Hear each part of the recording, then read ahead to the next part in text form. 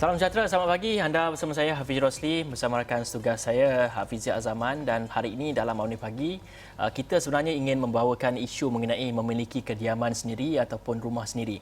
Dan episod kali ini semestinya amat penting sekali, terutama bagi mereka yang berhajat untuk membeli rumah pertama. Dan sebelum ini juga di Awni Pagi banyak kami kongsikan dari segi apakah syarat-syarat yang perlu anda penuhi, bagaimana pemilihan sesebuah rumah dan apakah antara insentif-insentif yang perlu anda rebut sama ada ia daripada kerajaan maupun daripada pihak pemaju, Fizi. Dan kali ini kita ingin memahami mengenai pembayaran secara berperingkat ataupun progressive payment dan apa itu sijil penyiapan dan pematuhan CCC. Itu kita bawakan dua orang yang akan bercakap mengenai isu ini. Yang pertamanya adalah Ravina Devi, pegawai pengalaman pelanggan Myra, dan yang keduanya adalah Hana Roslan, eksekutif pengurusan kredit Myra. Tapi kita nak pergi kepada Hana dahulu. Cik Hana, selamat pagi. Kita nak terus kepada soalan iaitu terangkan, boleh tak Cik Hana terangkan semula 4 langkah pembelian rumah berdasarkan panduan beli rumah Myra? Okey, terima kasih Cik Ahrizi. Okey, pada kali ini kita recap dahulu apakah itu 4 langkah pembelian rumah Myra. So yang pertama sekali adalah mencari rumah idaman mengikut keperluan dan kemampuan masing-masing. Yang kedua pula adalah membuat permohonan pinjaman perumahan bagi membiayai rumah tersebut. Yang ketiga, menandatangani salinan perjanjian jual beli ataupun SPA. Dan yang keempat merupakan adalah step yang paling terakhir, iaitu penyerahan kunci ataupun kita panggil sebagai vacant possession. Jadi di sini macam yang kita telah terangkan pada sesi sebelum ini, sales and purchase agreement itu merupakan kontrak binding di antara pemaju dan juga pembeli.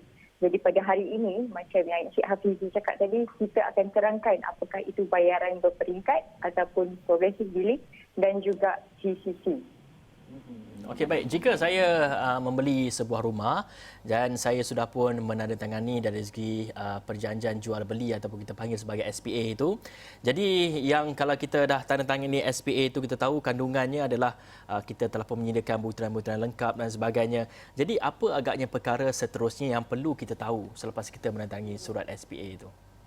Okey, betul. Macam yang kita tahu, purchaser kadang-kadang dia tak tahu lepas dia sign salinan perjanjian jual beli tersebut kan, dia tak tahu apa lagi yang dia kena tahu.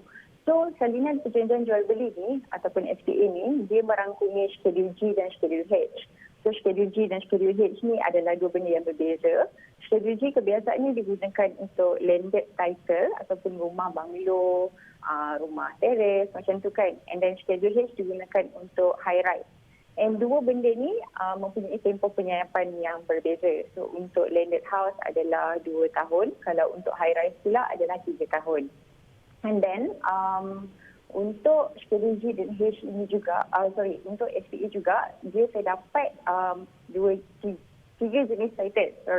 Satu adalah strata title untuk high rise tadi kan. Tapi ada juga di luar sana individual lot mempunyai strata title.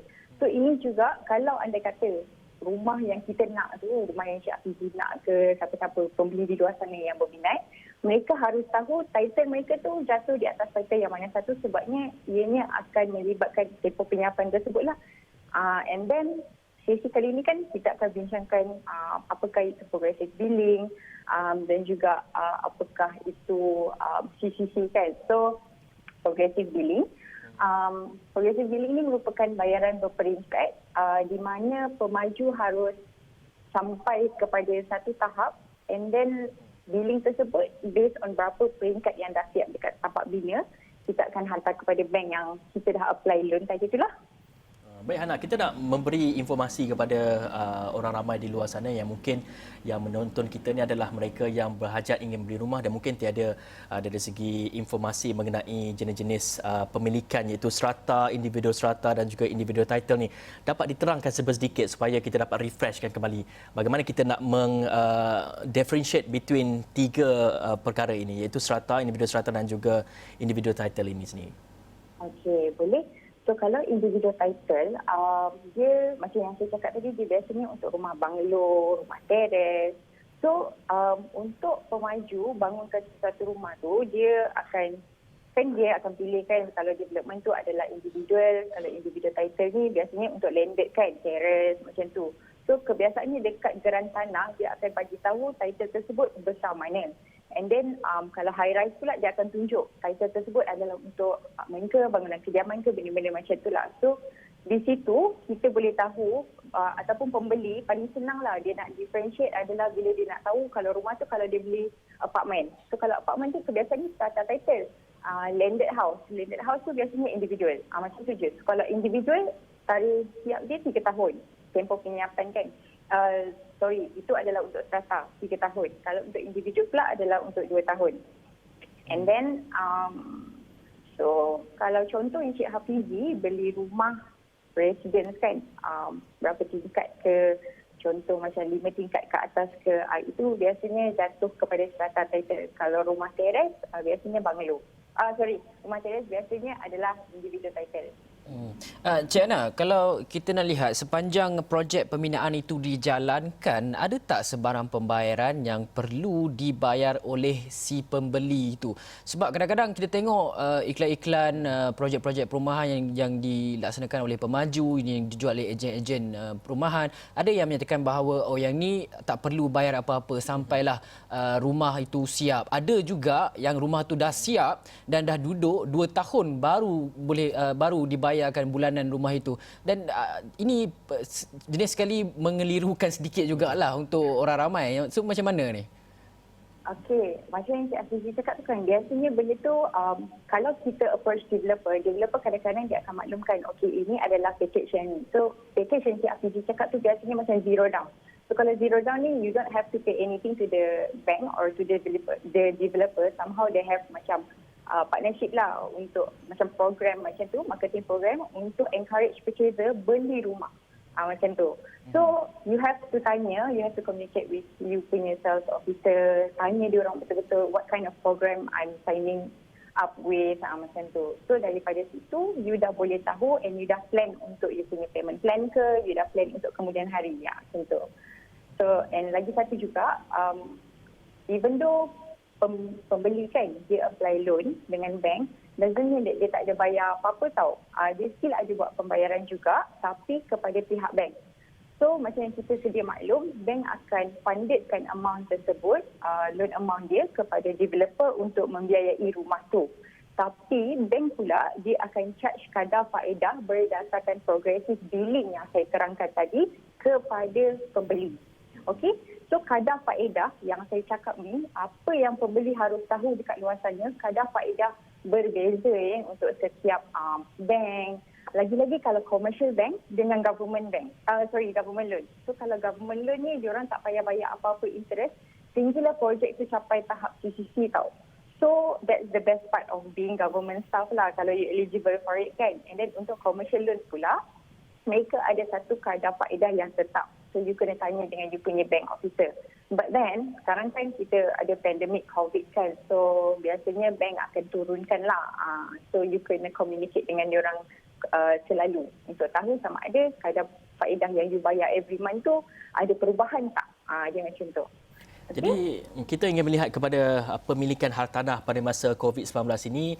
Ada tak inisiatif daripada bank-bank sendiri ataupun daripada kerajaan sendiri yang menggalakkan orang ramai untuk membeli rumah dari segi untuk pembayaran pada secara berperingkat ini? Sebagai contoh, kalau saya beli rumah pada masa kini, mungkin ada inisiatif-inisiatif yang mungkin Hana dapat terangkan, insentif daripada mungkin selepas 2 tahun akan dibayar, mungkin dapat beri contoh supaya orang dekat luar sana dapat Google, dapat tahu secara detail mengenai apakah insentif yang mereka akan dapat jika mereka membeli rumah pada masa kini. Okay, just recently ni salah satu program yang Myra sendiri kira macam advertise is untuk kita punya projek. Salah satu adalah untuk Myra Saujana iaitu House Key. But then House Key ni dia baru sahaja kita launch. So kalau macam lebih berminat nak tahu, House Key ni dia di antara Maybank yang introduce, and then kita approach, kita iklankan kita punya produk based on apa yang package diorang tawarkan. So dia ada banyak sangat eligibility requirement yang you kena follow, and then you boleh check those things dekat kita punya website ataupun you boleh just Google House Key macam tu. It's HOUZEKEY. And lagi satu, government pula macam yang kita sedia maklum lah, tahun lepas kita ada HOC 2019 whereby government dia wavekan stamp duty untuk SPA dan juga untuk loan. So sama macam tahun ni juga kita ada home ownership campaign yang dah started Jun hari tu sehinggalah Mei 2021. Therefore pembeli dekat luar sana mereka tak payah risau pasal MOT, pasal pembayaran yang macam before ni kita dah terangkan kat safety before lah. Cik Hana, kita nak juga tahu setelah pihak pemaju menyiapkan ataupun mencapai tahap projek pembinaan itu sebanyak 75%, apakah yang akan terjadi seterusnya? Okey, bila projek tersebut dia dah capai tahap 75%, di sinilah bermulanya kita punya journey as pemaju untuk applykan CCC kepada pembeli. Itu daripada saya pemaju, and bear in mind it's a very lengthy process. Dia ada banyak dokumentasi yang perlu kita hantarkan kepada state authority, and then apa yang kita kena lulus yang akan dibincangkan nanti oleh Cik Ravina. Dia akan terangkan apa dokumentasi tersebut, dia akan clarifikan lagi lah. And then untuk pembeli pula, untuk mereka yang apply bank loan, commercial loan kan, bila projek tersebut dah capai tahap 75%, kebiasaannya di sini mereka akan stop releasekan duit tersebut kepada developer. Sebab nanti the balance 25% mereka akan tunggu CCC copy bila dah dapat borang CCC, Certificate of Completion and Compliance, daripada developer. Mereka akan releasekan terus the balance purchase price. Macam tu. So dekat sini kita dah boleh tahu, macam tadi kan saya ada cakap commercial loan dia boleh start saving. Then bila projek tersebut dah capai 75%, pembeli akan dapat satu kopi every month of progress billing. Bila dia dah tengok billing dia dah sampai 75%, so dia dah boleh standby untuk dia punya savings untuk renovation ke, untuk bayar dia punya monthly installment ke. Government kan start bayar monthly installment after 100% kan. So macam tu. Ada masa lah untuk mereka. Hana, sebelum kita nak berhenti rehat, soalan yang terakhir, adakah sekarang ini ketika pandemik COVID-19 ini, adakah ia waktu yang sesuai untuk membeli rumah melihat kepada kadar semalaman OPR diturunkan sehingga kadar yang boleh dikatakan rendah sejak daripada tahun 2004? Adakah ini waktu yang baik untuk siapa yang ingin memiliki rumah, membeli rumah ketika pandemik ini? Okey, so macam yang saya cakap tadi, step yang pertama adalah mencari rumah idaman mengikut keperluan dan kemampuan masing-masing. Benefit are given outside there daripada pihak bank, daripada government untuk bagi kepada sesiapa yang berminat nak beli rumah. Kalau mereka rasa dia orang mampu ke apa. Jadi saya tak akan cakap masa yang sesuai ke masa yang tak sesuai. Kalau anda kata pembeli beli rumah di masa pandemik macam ni kan, dia macam blessing in disguise lah orang kata. Kita berada di zaman COVID. But then at the same time, kalau kita nak cari rumah, kita dapat extra rebate. You don't have to pay for stamp duty. Ada banyak benda lah yang kita boleh kurangkan. Kiranya bajet tersebut instead of kita allocatekan untuk bayar benda tu, kita boleh simpan untuk benda lain. Macam itulah. So kalau pembeli di luar sana dia nak berminat nak beli rumah, ini adalah masa yang sesuai lah sebab banyak gila rebate, banyak gila marketing program. So why not kan? Macam tu. Okay. So bagi kepada mereka yang betul-betul berminat untuk beli rumah pada ketika ini, dikatakan sebagai tempoh yang terbaik untuk kita membeli rumah. Dan kalau kita melihat tadi, kita telah pun mengetahui sedikit mengenai progressive billing ataupun pembayaran secara berperingkat ini, begitu juga dengan pemilikan serata dan sebagainya. Dan selepas ini kita akan merungkai sedikit mengenai sijil penyiapan dan juga pematuhan. Apakah itu dan juga bagaimana kita sebagai pembeli, hak kita dijaga dan sebagainya. Kita akan berehat dulu seketika, kita kembali selepas ini.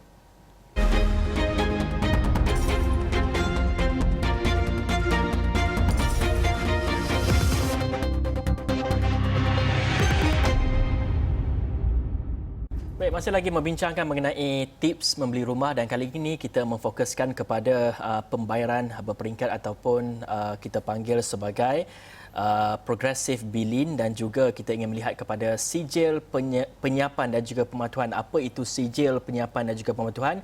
Ini semua akan diperincikan oleh Ravina Devi, merupakan pegawai pengalaman pelanggan Myra, untuk berkongsi dengan kita sedikit tips mengenai ataupun untuk kita memahami mengenai CCC ini. Baik Ravina, ada di talian Skype. ketika ini. Ravina, tadi Cik Hana tadi ada menyebut tentang keselamatan sesebuah bangunan. Kita tahu selepas pihak pemaju ini telah pun mencapai tahap 75% projek pembinaan. Jadi langkah seterusnya adalah CCC. Jadi kita nak tahu apakah sebenarnya CCC itu, apakah dari segi karakteristiknya yang perlu kita faham sebagai pembeli ini. Okay, hi, selamat pagi.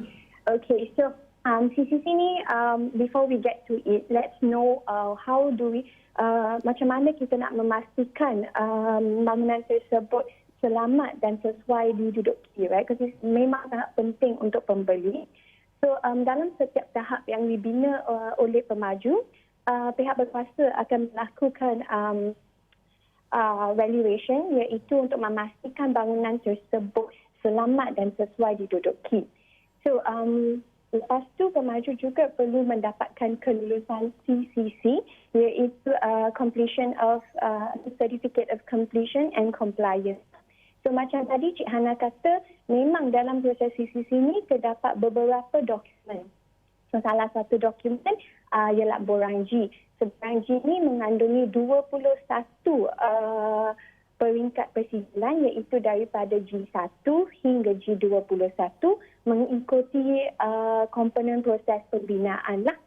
So seterusnya pemaju juga perlu mendapatkan pengesahan daripada 6 penyedia kemudahan asas, iaitu bekalan elektrik, bekalan air, sistem kumbahan, jalan dan sistem aliran, pelepasan daripada JKPP, iaitu Jabatan Keselamatan dan Kesihatan, dan juga pelepasan daripada Jabatan Bomba. Dalam masa yang sama, kita nak juga tahu apakah perbandingan di antara CCC dan juga CPC, Certificate Practical Completion. So sebelum kita masuk dalam CPC dengan CCC, CPC ni actually borang ketiga dalam proses CCC. So CPC ni dia lain lah. So CPC maksudnya Certificate of Practical Completion. CPC tu bukti pemaju dah siapkan kerja mengikuti spesifikasi dan elemen yang ditetapkan lah. Manakala untuk CCC ia memerlukan pengesahan daripada pihak-pihak profesional seperti arkitek, M&E consultant dan lain-lain lah. So memang dengan CCC ia akan memastikan bangunan tersebut dia lebih selamat. Ataupun kalau jika berlaku apa-apa masalah, pemaju boleh rujuk balik kepada arkitek tersebut lah. Kini CCC dikeluarkan oleh LAM, iaitu Lembaga Arkitek Malaysia. So untuk pemaju pasti sekarang you ingat so how pemaju nak dapat CCC ni kan? So dia senang saja. So untuk pemaju mendapatkan CCC, pihak berkuasa akan akan cek adakah bangunan itu terbina mengikuti plan asal tak. Plan ni semua adalah drawings. So like architecture drawing, M&E drawing, CS drawing, plumbing dan lain-lain. So kalau semua ini dah okey, memang dah mengesah, then pemaju boleh mendapatkan CCC. So the next step would be VP, iaitu vacant possession lah. Dia boleh menyerahkan kunci kepada pembeli. Jadi apakah penilaian yang dibuat untuk kita mendapatkan CCC ini? Kalau kita tengok kebanyakan mungkin ada sebilangan kecil rumah-rumah di luar sana yang dijual selepas 5 ke 6 tahun mula ada keretakan-keretakan. Adakah penilaian juga dibuat melihat kepada bahan-bahan yang digunakan, dan adakah penilaian ini dibuat sepanjang tempoh pembinaan itu berlangsung? Ya, actually CCC ni dia start daripada beginning. Bukan just after yang 75% yang Cik Hana kata tadi. It starts from the very beginning. Bila kita buat foundation, kita boleh letak beam, everything, arkitek kita akan check. So, arkitek akan check, dan dia akan release arkitek certificate, dia akan hantar ke bank, dan how bank akan evaluate. So it's each step basically. Tapi memang sometimes CCC ni dia lambat sikit, right? So tapi untuk pembeli tidak perlu bimbang lah, sebab pemaju ni dia akan bayar LAD, iaitu liquidated ascertained damage lah, kepada pemaju kepada pembeli sebagai pampasan. So LAD ni dia lain, dia the rate is tak fixed. So dia akan ikut 10% of SPA price kali dengan total days of delay. Ravina, apa akan terjadi kalau pemaju gagal mendapatkan CCC ni? Okay, so actually yang ni memang a bit difficult sebab kalau tak dapat CCC, penyerahan kunci akan tertangguh, ya. And dia akan bayar LAD jugalah. Tetapi sekarang kan musim COVID. So musim COVID ni dia susah sikit because memang akan ada delay because bila MCO banyak construction site memang tutup. Tapi kerajaan telah introduce akta-akta COVID and then ada sesetengah pemaju yang mendapat EOT iaitu extension of time. So pemaju yang dapat EOT ni dia tidak perlu bayar LAD kepada pembeli dan pembeli juga tidak perlu bayar interest kelewatan kepada pemaju. The win-win situation. Yeah. Baik Ravina, kalau kita lihat kepada untuk kita memiliki sijil CCC ni dari segi proses untuk mendapatkan CCC ini adakah dilakukan oleh pemaju sendiri ataupun pembeli perlu mengutarakan ataupun update kepada ataupun agensi-agensi yang berkaitan untuk dapatkan CCC ini sebenarnya? Okay, actually pembeli is not really related dalam CCC ni lah. It's an internal thing untuk pemaju. But sometimes kalau you tengok bangunan tu dah ready. So pembeli semua kenapa I tak boleh pindah masuk bangunan tu dah nampak ready. Tapi macam I kata tadi, pemaju kena mengesah penyediaan kemudahan asas like bekalan elektrik, air, bomba and everything untuk make sure bangunan tu sangat selamat untuk orang pindah. Ravina, dalam masa yang sama juga saya nak tahu apa akan terjadi kalau kata projek itu terbengkalai. SMP telah pun ditandatangani oleh pemaju dan juga pembeli sendiri. Kalau projek itu terbengkalai, saya difahamkan bahawa bank telah pun difahamkan akan bayar progresif kepada pemaju dan sebagainya. Jadi bagaimana, apa akan terjadi kepada pembeli sebenarnya? Okay, so yang ni actually it's very sedih untuk pembeli lah. So memang as a pembeli you boleh bagi tahu bank untuk stop the progressive interest first thing. Second thing, untuk avoid situasi yang ni, sebagai pembeli you kena buat research. Memang yang ni langkah pertama Myra juga. You buat research, kena tahu pasal pemaju tu, adakah pemaju tu a listed company, adakah cash flow dia baik tak, you know. So you kena do your research. Memang it's especially for new home buyers, you need to do your research lah basically. So memang because kalau you baca yang kat online semua atau you baca SPA, memang it's because dia guna banyak property jargon kan. So kita like normal people kita tak faham, right? So that's why like you kena baca like blog post yang Myra buat ataupun you boleh tengok Myra punya Instagram, kita dah simplify lah, and make it more easy untuk semua orang memahami. So dia macam tu lah. So memang kena be careful and do your research. Baik Ravina, kita dah tahu CCC itu apa dia semua. Jadi selepas mendapat CCC itu apa yang kita boleh jangkakan? Adakah pembeli terus boleh masuk ke dalam rumah ataupun bagaimana? Okey, lepas pemaju mendapatkan CCC, so dalam at least 1 bulan ke 2 bulan, kita boleh keluarkan VP letter, iaitu vacant position letter.